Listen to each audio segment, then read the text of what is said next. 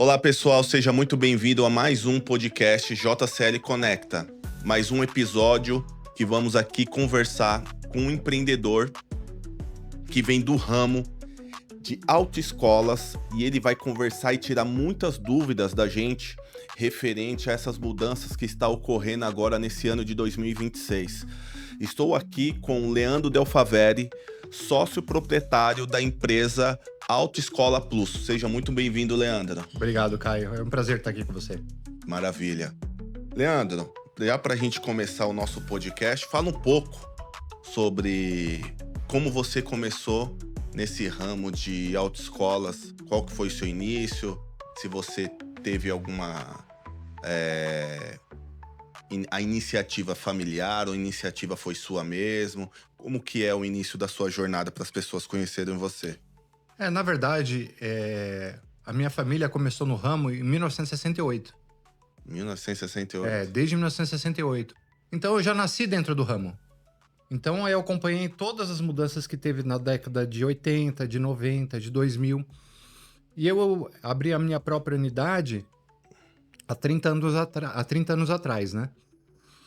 Então eu acompanhei todas as mudanças do processo de habilitação, desde a publicação do CTB, que foi em 98. O grande marco da habilitação foi a publicação do CTB de 98. Porque antes da publicação do CTB de 98, você tirava a habilitação, mas não tinha obrigatoriedade de aula teórica, obrigatoriedade de aula prática. E não existia centro de formação de condutores, existia autoescola. Entendi. Então a pessoa tirava a habilitação antes de 98, acho que deve ter muita gente aqui que tirou a habilitação antes de 98 nessa época. Você fazia matrícula na autoescola, contratava 2 aulas, ou 5 aulas, ou 10 aulas, fazia sua prova teórica, fazia sua prova prática e emitia carteira. Coisa de 15 dias estava com a habilitação na mão. Só que o que acontece? O próprio governo, o próprio ministro, o próprio governador, o próprio presidente, os deputados perceberam que a gente não tinha uma legislação específica para o trânsito. Eu não sei se você lembra nessa época que você podia dirigir sem usar cinto de segurança. A pessoa se habilitava de qualquer maneira. Então... Desde 1968. Isso. Até 98 com a publicação do CTB. Então você podia andar de moto na época, por exemplo, sem capacete. Quem é motorista dessa época sabe disso. Você dirigia moto sem capacete. Você podia dirigir sem cinto de segurança. Não tinha restrição nenhuma. E o que acontece? Aí começou a ter muito acidente. Então foi criada uma legislação específica sobre isso. Ali que foi instituída a carga horária teórica de 45 horas, tá certo? Para você se formar no processo de habilitação. Nessas 45 horas você engloba legislação, primeiros socorros, direção defensiva, meio ambiente, então mecânica. Então você, no processo de aprendizado dessas 45 horas, você saía realmente preparado para saber o que é uma legislação de trânsito. Saber o que é um cruzamento, quem tem a preferência, numa rotatória, quem tem a preferência, porque até então ninguém tinha noção nenhuma de trânsito. Certo. E foi ali que foi instituída a carga horária mínima para você tirar a habilitação. Então são 11 dias em sala de aula, realmente aprendendo tudo sobre isso. Ali que começou realmente a educação. Isso, aí as autoescolas não começaram mais a se chamar autoescolas, começaram a se chamar Centro de Formação de Condutores. Virou realmente uma escola de trânsito. Então você tinha o governo instituiu uma classificação para autoescola. Você podia ser classificado como a autoescola que só ministrava o curso teórico, autoescola classificação B, que ministra só a aula prática, e autoescola classificação A e B, que tanto poderia dar aula teórica como prática. Ali foi instituído também as 20 aulas obrigatórias para tirar a habilitação. Tá certo? Então, nessas 20 horas obrigatórias, tanto para carro como para moto, no caso são 40 horas para cada uma, né? Ali a pessoa aprendia realmente a dirigir da maneira correta com 20 aulas. Como fazer um percurso de exame, como dirigir seguro no trânsito. A forma que foi implantado o sistema, teoricamente, ela é maravilhosa. Por quê? 45 horas teóricas, 20 aulas práticas de carro, mais 20 aulas práticas de moto, você tinha um total de 85 horas ministradas para tirar a habilitação. Então, é uma quantidade, muita gente acha assim, não, uma quantidade grande de aula, mas para o trânsito do Brasil, realmente era necessário. Tanto que já houve estatística que depois da implementação do curso teórico, tanto das aulas práticas obrigatórias, o nível de veículo de 98 e nos anos subsequentes aumentou muito a frota. Uhum. Aumentou muito a frota de veículos e de condutores no Brasil. Mas a quantidade de mortos, ela não subiu numa mesma proporção. Então, o que quer dizer isso? Quer dizer o quê? Que a pessoa, queira ou não queira, ela sai de um centro de formação de condutores realmente sabendo como funciona o processo de habilitação. Se ela pegar um cruzamento e passar errado no cruzamento, não é que ela está passando errado no cruzamento porque ela não sabe, é porque ela quer. Certo. Se ela está fazendo uma ultrapassagem proibida numa rodovia, ela está fazendo essa ultrapassagem não é porque ela não sabe, é porque ela quer fazer aquela ultrapassagem. Então, isso já é uma questão de educação. Tanto que o governo tinha se comprometido nessa parte teórica, prática e as aulas práticas, a fazer educação do trânsito. Só que no Brasil nunca teve uma educação no trânsito. Isso sempre jogou na responsabilidade das autoescolas. Quando a pessoa fazia 18 anos e ela queria... Então, você está me dizendo que sempre há autoescolas, que antes não era autoescola, Não, hoje é centro de formação, antes era autoescola. Antes era autoescola, hoje é centro de formação, né, de condutores. Isso. Você está dizendo que sempre a responsabilidade eram de vocês de estarem ensinando a nós, né, que temos habilitação, a questão de conduzir o carro ou a moto, enfim, nas rodovias, nas ruas aqui Isso, do perfeitamente. Brasil, correto? Porque o que acontece?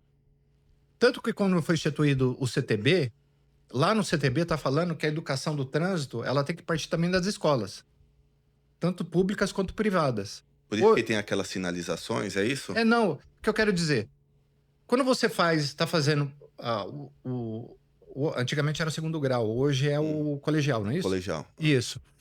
Ou mesmo na pré-escola, no CTB está falando que deveria ser ensinado às crianças e aos adolescentes noções de primeiros socorros, direção defensiva, de legislação de trânsito, e nunca foi instituído isso. O primeiro contato que um jovem tem sobre legislação de trânsito é na autoescola. Ela tem que ser dada nas escolas, sempre foi lei. Ninguém cumpriu. Por quê? Porque tem custo. Ah, entendi. Você tem que contratar um profissional para dar uma aula de legislação, de placas, de direção defensiva, primeiros socorros. E nenhuma escola pública teve isso.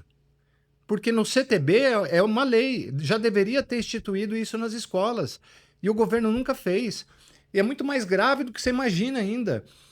Existe no próprio CTB que um percentual das multas em todo o Brasil, ela tem que ser destinada à educação no trânsito.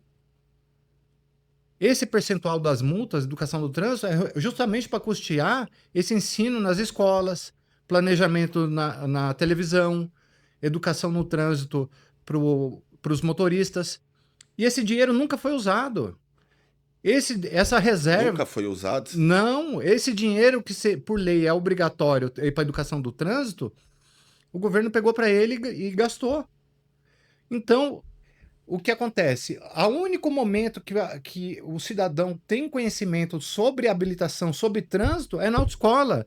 Toda a responsabilidade foi jogada para as autoescolas. Quando faz 18 anos. Só Isso. quando a pessoa faz 18 anos, vai lá na autoescola. É o único momento que ele tem contato com a legislação de trânsito. Saber o que é uma preferência, saber quando fazer uma ultrapassagem, saber o que é uma intersecção em círculo, numa rotatória, ele saber quem tem a preferência. Se o pedestre está passando, qual o momento que o que ele tem que fazer nesse momento, numa ultrapassagem. Porque querendo ou não querendo, vamos pegar todo esse gancho para passar por uma outra pergunta que você engatou aí bem com essa parte de legislação.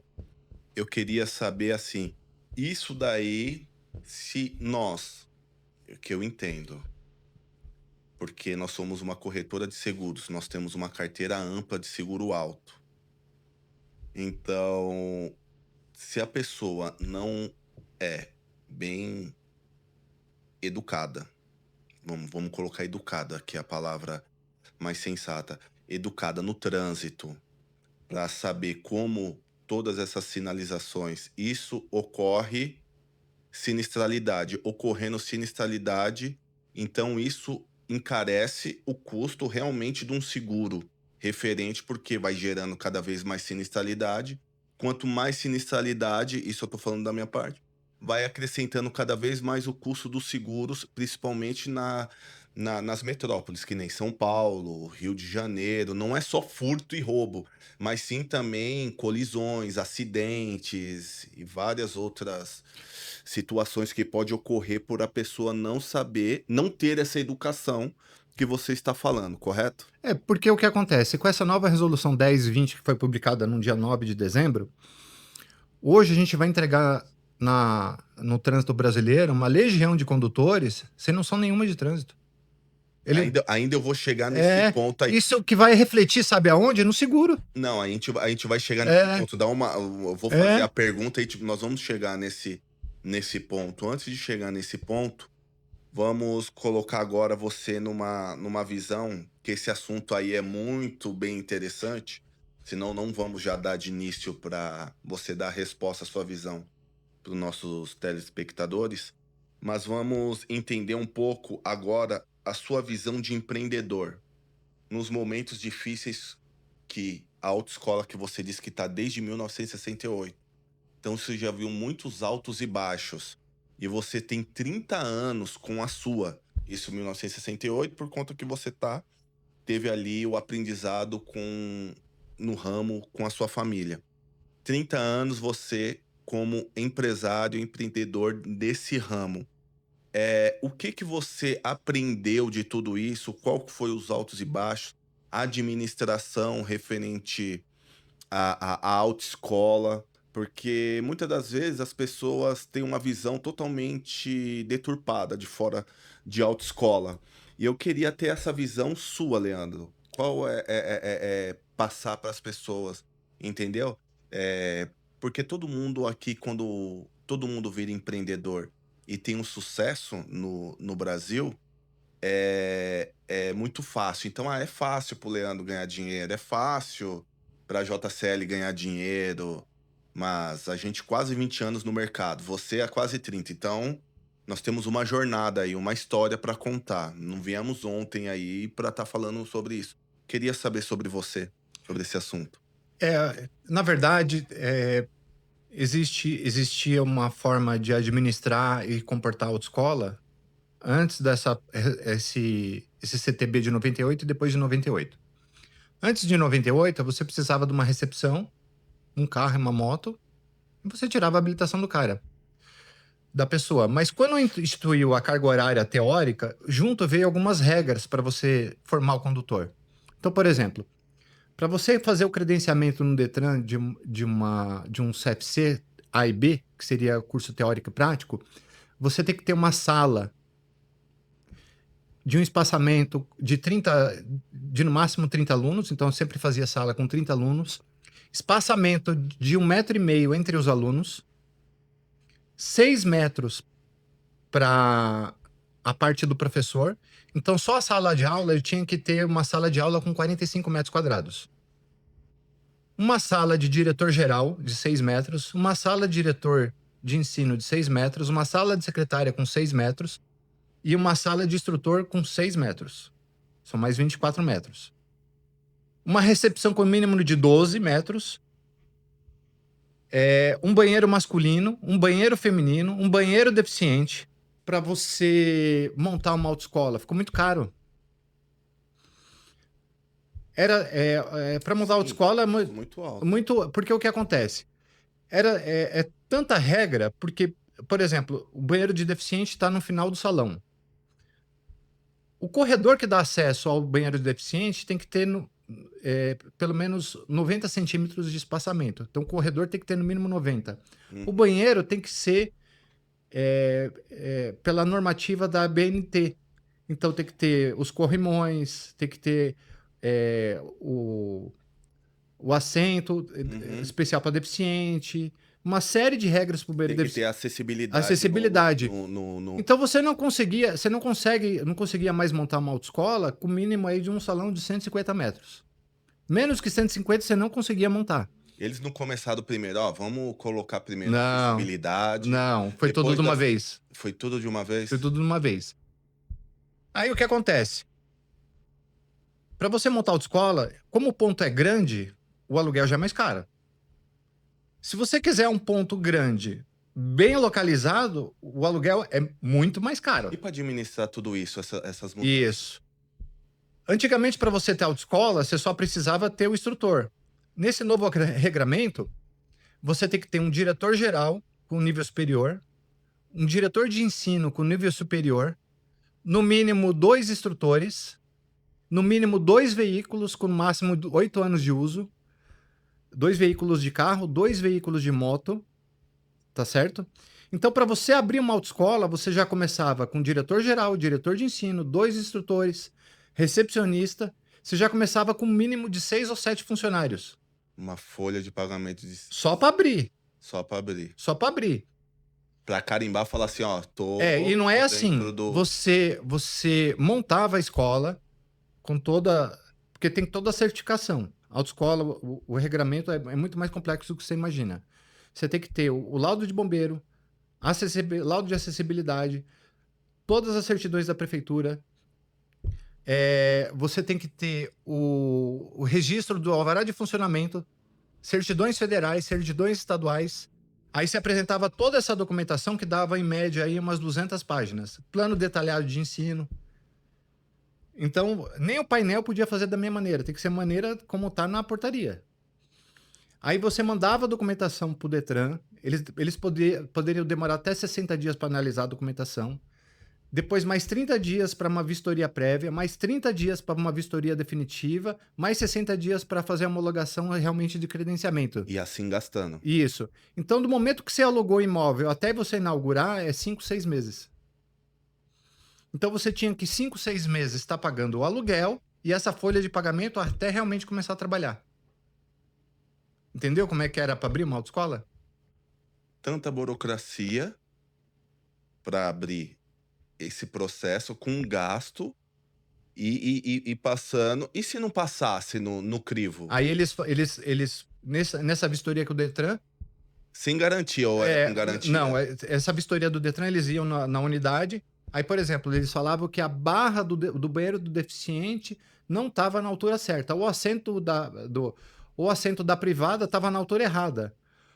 Ou o lavatório do deficiente estava na altura errada. Até o espelho do deficiente não pode ser reto, ele tem que ser inclinado. Então, por exemplo, ele chegou lá, viu que o espelho está reto, ele não está inclinado, não passou na vistoria porque o seu espelho não está inclinado. Você corrige, daqui 30 dias a gente tem volta. Com 6 meses para abrir, mais 6 meses, você tem que ter o aporte para segurar esse estabelecimento 1 ano. 1 ano, correto.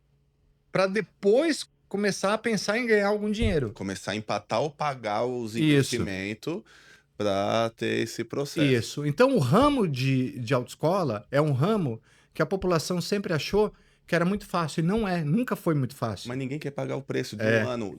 Ninguém quer colocar na frente o dinheiro, vai esperar 6 meses, 1 ano, para ver se realmente pode dar certo, para começar a empatar, pagar os custos, para depois começar a dar lucro. Mas as pessoas querem para ontem, né? Tanto que o nosso ramo aqui, normalmente quem está nele já é de empresa familiar. Tem autoescola que está no ramo há 50, 60. Desde da década de 50, minha mãe está na autoescola, abriu em 1968.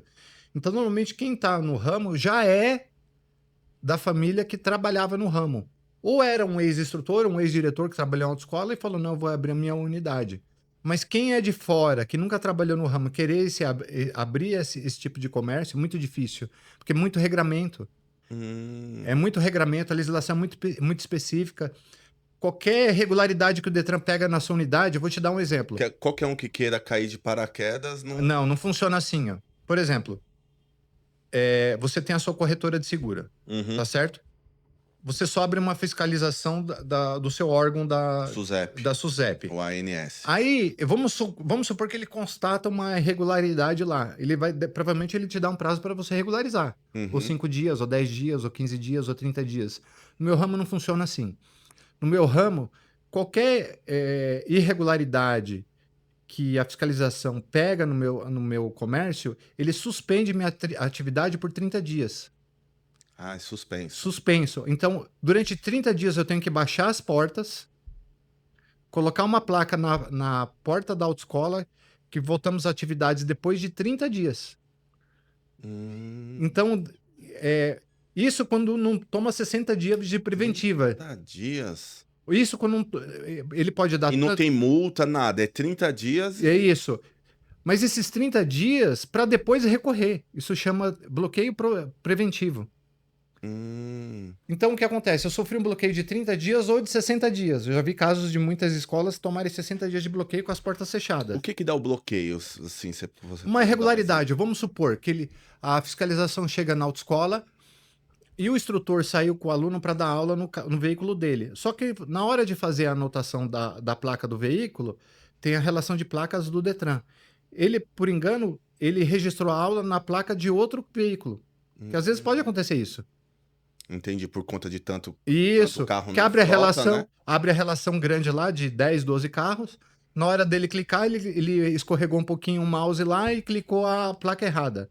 Então, quando a fiscalização do Detran chega, ele fala, eu quero a LADV do aluno, a credencial do instrutor e o veículo aqui. Quando ele chega lá, a fiscalização constata que a aula que está aberta não é veículo que o aluno está fazendo a aula, é em outro veículo. Já é motivo para suspender. E isso... eu não tive direito ainda de defesa. Ele dá a preventiva de 30, 60 dias.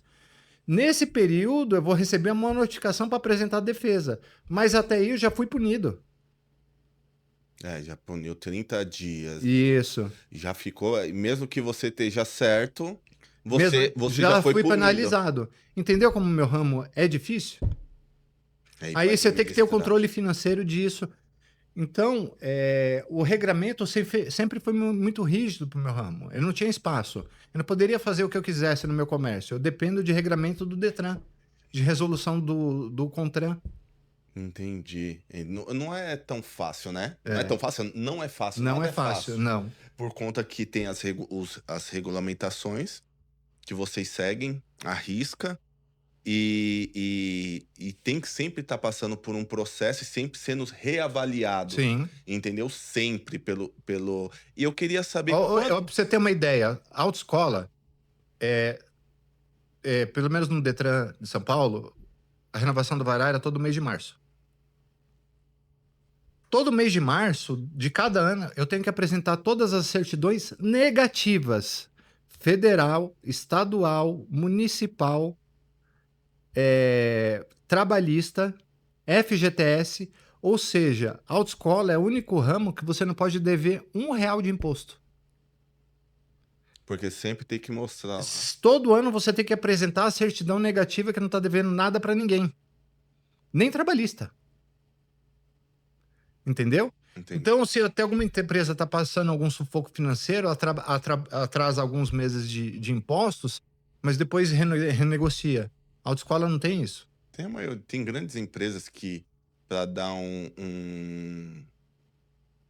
catapultar, né? Crescer a empresa, ela deixa de pagar os impostos por um período, né? De recolher, de pagar os impostos. Depois, aí aquele dinheiro ela vai investindo cada vez mais na empresa. E nisso a empresa cresce, depois ela vai lá e regulariza com isenção, ainda com desconto. Não. Mas a autoescola não tem isso. Não tem isso. Tanto que a certidão até estadual. Se eu tiver multa no veículo que não foi paga, não sai a certidão. Eu não posso dever nada, nem de IPVA, nem de multa, nem de Imposto federal, imposto municipal, prefeitura, nada. FGTS Vamos lá. trabalhista. Então vamos colocar antes, calma que daqui a pouco eu chego nesse assunto, antes de entrar essa lei. Quantos veículos você tinha na sua frota para pagar já o IPVA no início do ano? Vamos só por aí. 36 veículos. Então, 36 IPVAs Isso. que tinha Entre carro e moto. entre carro e moto. Carro, moto na sua frota. Então, em março tinha que estar tudo regularizado, o Isso. pagamento de IPVA. Isso. Se não tiver uma gestão Não financeira, funciona. não funciona. Fora os outros pagamentos que eu Isso. não tô citando aqui. Então é muito complexo mesmo se a pessoa não conhece o ramo da autoescola. É muito difícil Muito a difícil. pessoa entrar. Principalmente porque quando vai colocar a regra, parece que é um goela abaixo, né? Quando eles aplicam. É o que eu falo, tipo de você tem um regra. comércio que não é seu. Entendi. Eu não posso fazer o que eu quero no meu comércio. Eu tenho que seguir totalmente o regramento. Entendi. E uma outra visão. Nessa mudança que teve, que você falou, quando que chegou o treinamento com o simulador? O simulador ele foi implementado há 4 anos atrás. Quando foi implantada a regra do CTB em 98, foi estipulado 15 aulas práticas. Uhum. Depois, teve um deputado que falou que além das 20 aulas, você tinha que fazer mais 4 aulas noturnas. Então, você tinha que ter o horário de atendimento das aulas das 8 às 18, e depois das 18 horas, você tinha que dar aula noturna. Então, a gente dava aula noturna até as 9 da noite, 10 da noite. Só que pelo regramento do Detran, o diretor de ensino em geral é obrigado a estar na escola. Se chegar a fiscalização, não pode ele não estar lá. Então, eu tinha que pagar o diretor de geral de ensino para ficar na autoescola até as 10 da noite. Então, eu tinha o diretor de geral que entrava às 7 da manhã, saía mais cedo, e outro que entrava às 2 e ficava até às 10 da noite. Ah, Aí, depois das aulas noturnas, ainda foi implementado mais 5 aulas no simulador. que foi há Isso. 4 anos atrás. Isso. Aí, as aulas noturnas, ela ficou uns 2, 3 anos, aí ela caiu, foi revogada. Depois entrou o simulador, aí das 20 aulas, se deu a opção de fazer 5 no simulador. Então, você podia fazer 15 no carro e 5 no simulador. Então, em cima disso, você montou toda uma estrutura, até pensando, em crescer, estar dentro sempre das regras, das quatro linhas que eles sempre colocaram para você. E agora em dezembro, isso daí tirou. Para quantos funcionários você foi? O que está impactando as autoescolas? Entendeu? O que muda, o que não muda, que muitas pessoas não sabem, tá?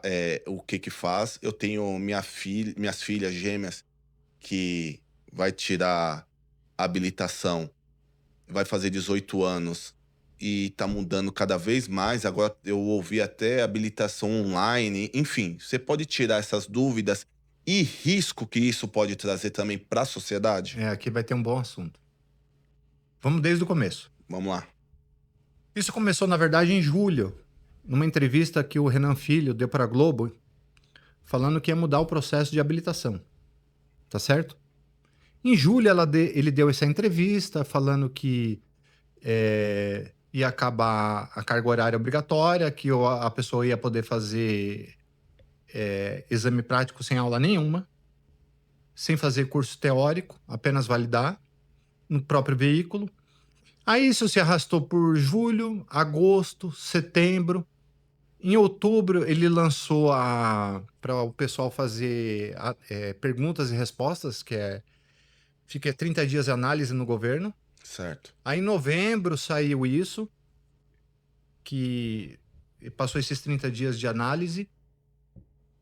O que me estranhou, na verdade, o que acontece? Quando o ministro lançou isso e ele veio falando de toda essa mudança do processo de habilitação, em nenhum momento ele apresentou estudo técnico. O que ele apresentou foi o quê? Uma estatística de que 20 milhões de brasileiros dirigem sem habilitação. Sem base nenhuma. Não, mas ele apresentou dados do próprio CONTRAN, falando que quando ele puxou os CPFs de moto, por exemplo, você tinha 20 milhões de pessoas que tinha o veículo, mas não tinha habilitação. Mas assim, agora eu vou falar um negócio pra você. Eu faço seguro, muito seguro, principalmente pra moto, tá? E a maioria das motos, os condutores, eles têm habilitação, porque precisa ter habilitação para fazer o seguro, porém, as motos estão em nome do pai e da mãe. Sempre tá, maioria, ó, faço muito seguro de moto, muito, meu, nível Brasil, tá? É, posso falar para você sem medo de errar, 90% tá em nome do pai e da mãe as motos. É, esse é um ponto que eu ia chegar. Eu ia falar exatamente isso. A maioria desses veículos não está no nome da pessoa que dirige. Ela está na pessoa de quem financiou, de quem fez o seguro. Uhum. Que ela não tinha capital para fazer o financiamento ou comprar a moto, então comprou no nome de terceiros. Aí cria um problema mais grave ainda. Quer dizer que estão 20 milhões de pessoas estão dirigindo sem habilitação e não tem fiscalização? É. Quer dizer então que a forma de resolver isso é dar habilitação para a pessoa? Como assim? É porque o que acontece? Então seria se a pessoa é analfabeta, então dá um diploma para ela que ela vai, vai ficar alfabetizada. Eu vou chegar agora no que foi mudado na resolução 1020, que foi publicada no dia 9 de dezembro. As mudanças do que era antes para o que ele fez agora, tá certo? Certo. Eu te expliquei como era 30 anos atrás, que foi publicado o CTB, que mudou todo o regramento. Os 45, tal. Aí, dia 9 de dezembro, ele publicou a resolução. Nessa resolução fala o quê? Que autoescola, para você abrir uma autoescola, toda aquela estrutura que eu falei não precisa mais. Não precisa sala de aula teórica, sala de diretor, diretor-geral, diretor de ensino, apenas uma recepção e um banheiro de deficiente físico. Que para você tirar a habilitação, o curso teórico que era 45 horas, não é mais 45, não tem carga horária a mais. A pessoa entra no aplicativo do governo, passa a matéria que você passa em 1 hora, muitas vezes sem ler, só vai validando, e sai o certificado que você concluiu o curso teórico. Aí você vai fazer a prova teórica no Detran. A prova teórica no Detran era 30 questões, você podia errar 9, acertando 21 não era aprovado. Agora mudou para 20, acertando 20 é aprovado. Só que como a pessoa não teve noção, não teve mais esse curso das 45 horas, você está colocando no trânsito uma pessoa que não sabe de quem é a preferência numa rotatória. Você está colocando no trânsito pessoas que vão entrar no cruzamento sem saber de quem é a preferência. Ela vai sofrer um acidente lá no cruzamento achando que tem a preferência e não tem. Você vai colocar no trânsito pessoas que vão estar em rodovia, vai fazer uma ultrapassagem e não sabe que é uma linha contínua ou uma linha pontilhada. Ele não sabe qual o momento de fazer uma ultrapassagem. Então ela vai estar fazendo uma ultrapassagem em rodovia sem saber se ela tem razão ou não. Se ela pode ou não pode. Você vai estar colocando na rua motociclistas para dirigir moto sem saber o regramento da legislação de trânsito, dos limites de velocidade. Limite de velocidade em via local, via urbana, via rodovia, via rápida, via simples. Ela não vai saber o limite de velocidade. Você está colocando toda uma legião de motoristas no trânsito sem ter noção nenhuma de trânsito, de legislação, de uma direção defensiva. Aí tá. Isso baseado somente na questão dos nomes dos veículos das pessoas que não têm habilitação, mas têm um veículo no nome. Aí é isso que eu vou chegar nesse ponto já. Aí ele mudou a parte prática. A parte prática, o que acontece? Antes era 20 aulas práticas, que eu te falei. Ele mudou isso para duas aulas práticas. Então a pessoa faz 2 aulas práticas e vai para a prova prática. Só que além de mudar as 2 aulas práticas, de 20 para 2, ele mudou também como essa pessoa é examinada. Vou dar um exemplo. No exame de moto, a pessoa que faz exame de moto, Antes, era o limite para ser reprovado era 3 pontos e tinha faltas eliminatórias. Hoje o limite é 10 pontos e não existe mais falta eliminatória. Exame de moto. A pessoa pode sair fazer o exame de moto sem capacete, sem dar seta, e ele vai ser aprovado. Ah, voltou pra trás. Aí o que acontece? Então, peraí. Então, parece que o que foi liberado agora, nós voltamos pra 1968. Isso, exatamente. A gente voltou 30 anos no tempo.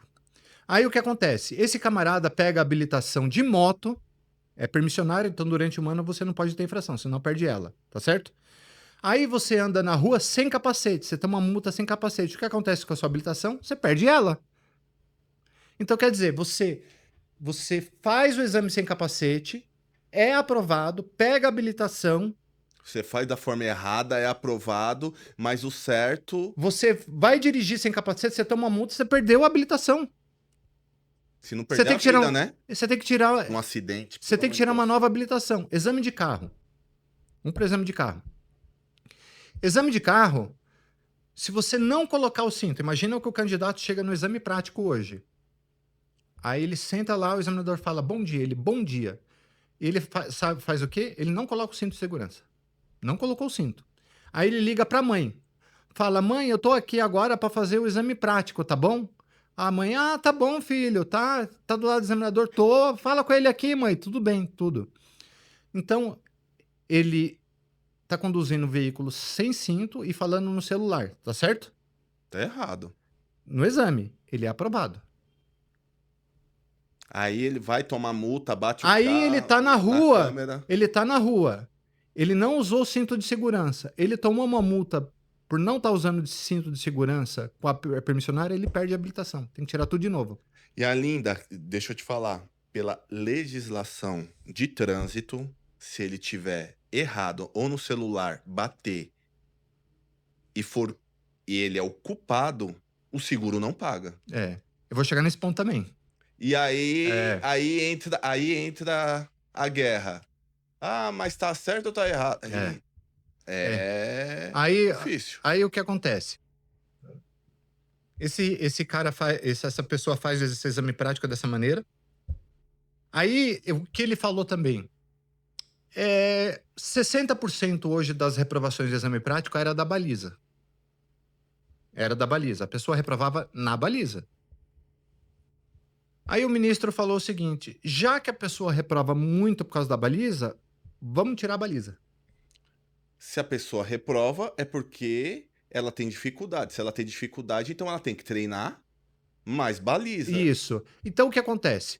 O exame prático, existia 60% das reprovações era referente à baliza. Mas não quer dizer que o candidato chegava para fazer exame prático sem saber fazer baliza, porque ele aprendia na autoescola. Ele reprovava na baliza não é porque ele não sabe, é porque ele ficou nervoso na hora. Então, É. isso. Aí você então elimina a baliza. Aí tem o exame de ladeira. Grande parte da reprovação dos exames práticos é por causa da ladeira também. Então vamos eliminar a ladeira. Então hoje no exame prático, se a pessoa não faz mais baliza, não faz mais ladeira, e se a pessoa deixar o carro morrer, também não reprova mais, não é nem ponto mais. Se a pessoa deixar o carro morrer hoje no exame, ou afogar, como fala, não conta ponto nenhum. Normal. É normal. Então, o que acontece? Segue o game. Meu Deus do céu. Ele fala assim, o exame, a gente fez isso para aproximar a população da realidade do trânsito. O exame prático, para ser realizado na realidade do trânsito, ele deveria ter sido feito de outra maneira. Se ele quer aproximar a pessoa da realidade, esse examinador deveria pegar esse veículo com o aluno e ir realmente para o trânsito, como em muitos países já é assim. Na Inglaterra, na França, na copiar Espanha, alguma coisa, vai para nos Estados Unidos, você quer copiar, você quer aproximar o candidato da realidade, então o que você faz? O examinador pega esse veículo com o candidato, pega uma avenida principal, pega farol, pega trânsito, pega ônibus. Ali você está examinando realmente a pessoa se ela realmente tem noção de trânsito. Como o exame é feito hoje, você não está avaliando a pessoa. Hoje a pessoa faz o exame prático sem dar uma ré. Habilitadas por ano. Vamos pegar, assim, no contexto Em São geral. Paulo, você habilita 300 mil pessoas por ano. 300 mil. 300 mil a habilitação. Desde essa nova resolução, o índice aumentou em 40% a 50%. Então, houve uma abertura de processo de primeira habilitação de mais de 50%. Então, vamos colocar aí para vai ser umas 400, 500 mil pessoas por ano fazendo a primeira habilitação. São Paulo, né? São Paulo. Nível Eu não estou São falando Paulo. em nível Brasil. Aí, o que acontece?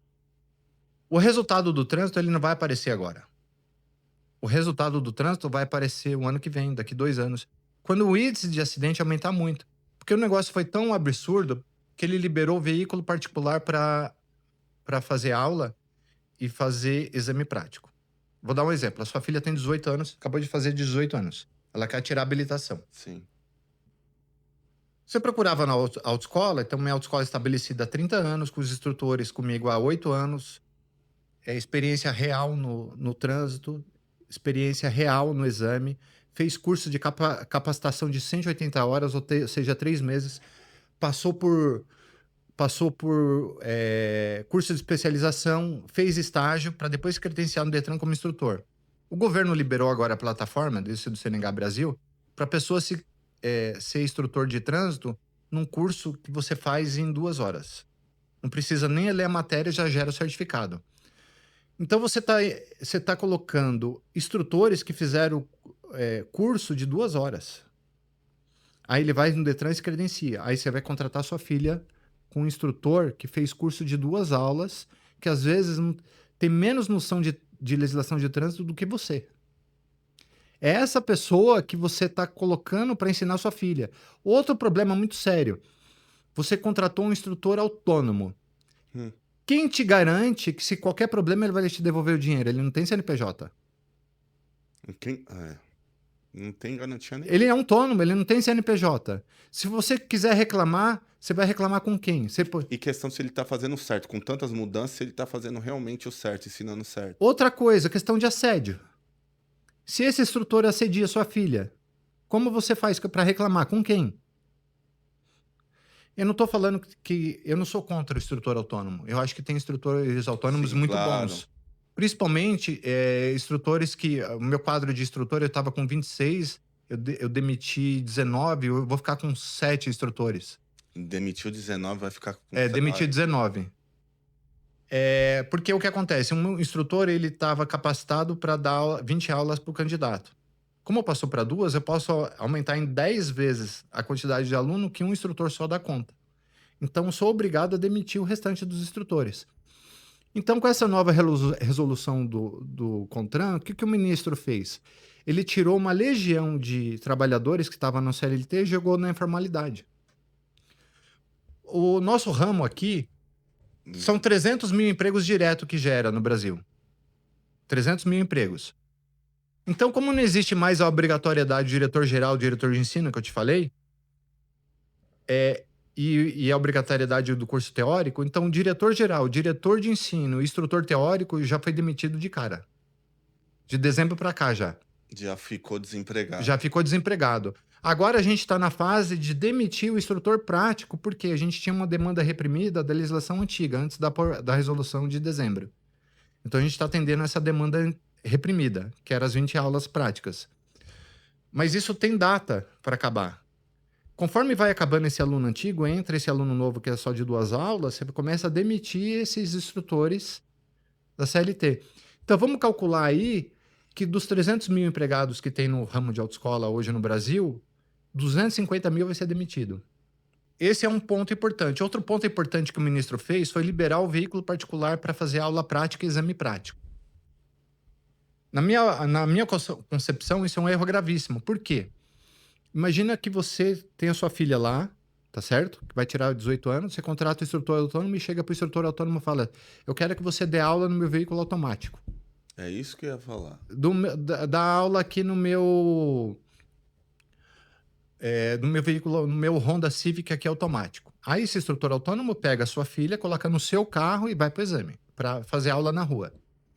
Aí ela tá na avenida, Isso é normal, o aluno perder o controle. Uhum. O aluno perde o controle, esse veículo não tem duplo comando.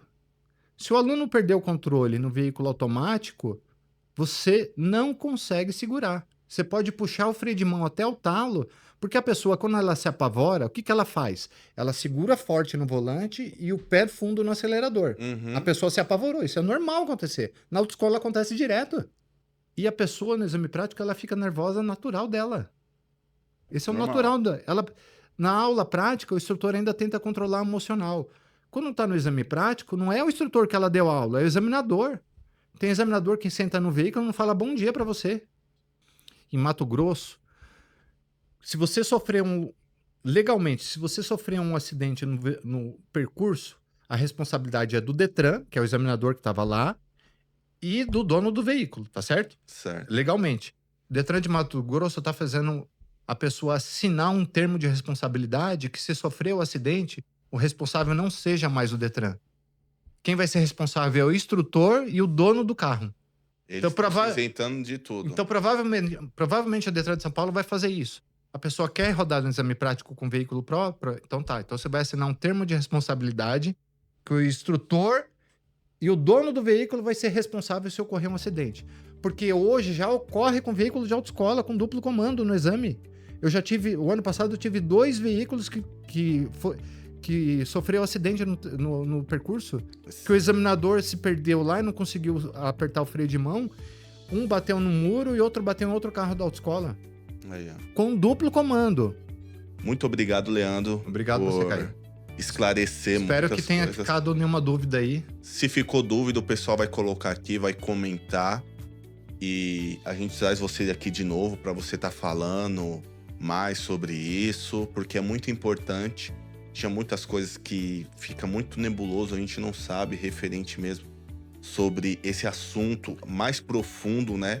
Tantas mudanças que vem acontecendo, principalmente que são coisas sérias, onde que você trouxe que abriu nossos olhos.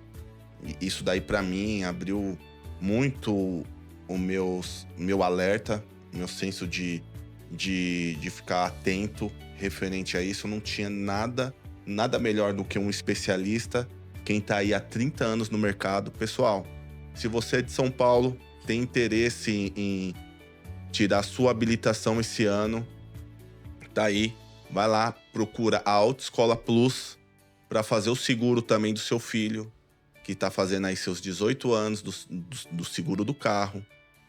Também entre em contato conosco, a JCL Corretora de Seguros, vamos dar todo o suporte para vocês, fazer o cálculo, o melhor custo-benefício em seguro para vocês. E fico aí à disposição, link abaixo, compartilha com quem vocês querem essa novidade e muito obrigado por mais um episódio. Valeu, Leandrão.